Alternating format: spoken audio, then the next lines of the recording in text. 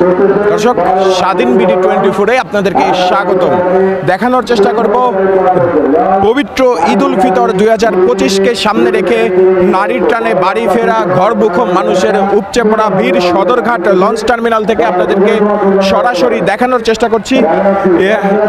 ঈদের আনন্দ সকলের সঙ্গে ভাগাভাগি করে নেওয়ার জন্য পবিত্র ঈদ উল ফিতরকে সামনে রেখে সেই চিত্র কিন্তু সরাসরি চোখে পড়ছে সদরঘাটের লঞ্চ টার্মিনালগুলোতে, যে লঞ্চগুলো কিন্তু বন্দরে অপেক্ষা করছে যাত্রীর, এবং বহু যাত্রী কিন্তু লঞ্চমুখী হচ্ছেন এবং ঢাকা ছেড়ে তারা নারীর টানে বাড়ি ফিরছেন, সেমনটিই কিন্তু দেখা যাচ্ছে। সদরঘাট লঞ্চ টার্মিনালের চিত্র যদি আপনাদেরকে দেখানোর চেষ্টা করি, সারিবদ্ধ লঞ্চ এবং যাত্রী তারা কিন্তু সকলেই স্বপ্ন নিয়ে বাড়ি ফিরছেন। পবিত্র ঈদ উল ফিতর 2025 সকলের সাথে ঈদ আনন্দ ভাগাভাগি করে নেবেন কুশল বিনিময়ের মাধ্যমে তারা জানাবেন। কিন্তু লঞ্চের যারা কর্মী আছেন, লঞ্চ কর্তৃপক্ষ যারা আছেন, তারা কিন্তু জানিয়েছেন যে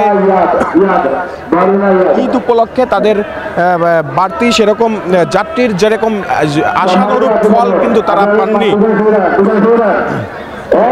যেরকম আশা করেছিলেন সেই আশানুরূপ ফল পাননি যাত্রীরা, কিন্তু যাত্রী সাধারণ তারা কিন্তু খুব স্বাচ্ছন্দ্যেই সকলকে নিয়েই বাড়ি ফিরছেন।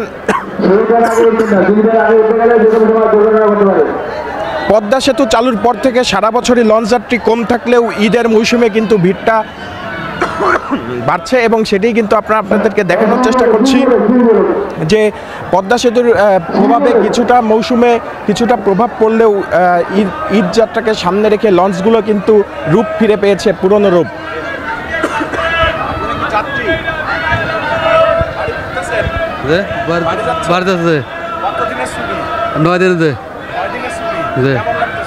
ভালো লাগতেছে না, পরিবার বাড়িতে যাচ্ছে, বাবা নাই, মার সাথে ঈদ করে যাচ্ছে আর কি করছে।